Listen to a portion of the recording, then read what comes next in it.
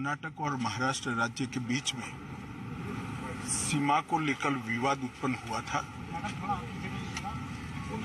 इस विवाद की समाप्ति और इसके संविधान सम्मत मार्ग के लिए मैंने महाराष्ट्र के मुख्यमंत्री, उप मुख्यमंत्री और कर्नाटक के मुख्यमंत्री, गृहमंत्री और वरिष्ठ साथियों को आज यहाँ पर बुलाया था। दोनों पक्षों के साथ भारत सरकार के गृह विभाग के ऑफिसर की उपस्थिति में बहुत अच्छे माहौल में बात हुई है। दोनों मुख्यमंत्रियों ने सकारात्मक अप्रोच रखा है और कुल मिलाकर इस बात पर सहमति हुई है कि डिस्प्यूट के रास्ते और डिस्प्यूट का समाधान लोकतंत्र के अंदर रोड पर नहीं हो सकता, संविधान सम्मत मार्ग से हो सकता है।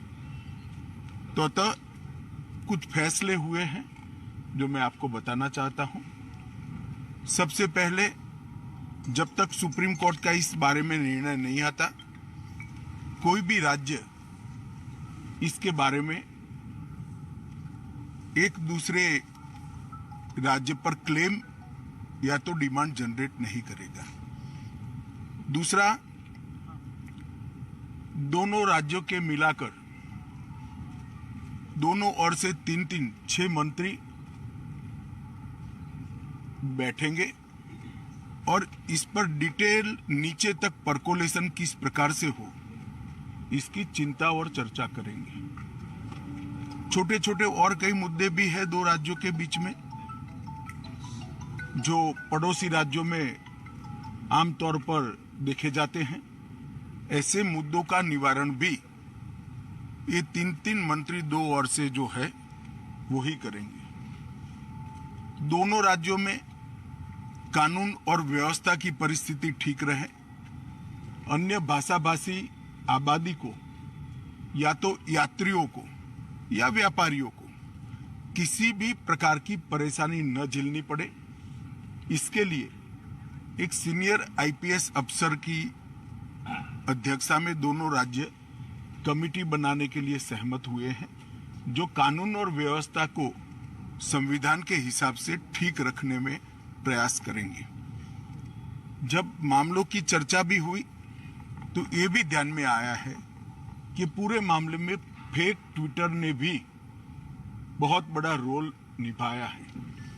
कुछ फेक ट्विटर्स सर्वोच्च नेताओं के नाम से जनरेट किए गए और इसको फैला दिए गए हैं। और ये मामला बहुत गंभीर इसलिए है कि इस प्रकार के ट्विटर से दोनों ओर की जनता की भावनाएं उद्वेलित होती है और घटनाएं जन्म लेती हैं। तो तय हुआ है कि जहां जहां भी इस प्रकार के फेक ट्विटर के मामले सामने आए हैं, वहां पर एफआईआर रजिस्टर की जाएगी और जिन्होंने किया है उसको भी जनता के सामने एक्सपोज किया जाएगा। तो एक बहुत अच्छा, एक प्रकार से सर्वसम्मत निर्णय आज की बैठक में हुआ है। इसके बाद मैं दोनों राज्यों के विपक्षी पार्टियों के मित्रों को भी इस देश के गृह मंत्री नाते अपील करना चाहता हूं,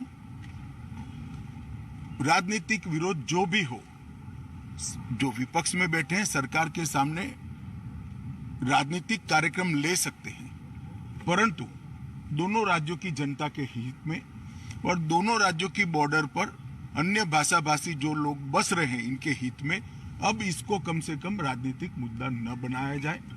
एक कमेटी जो बनी है वो कमेटी की चर्चा का आउटकम और सुप्रीम कोर्ट के फैसले का इंतजार किया जाए।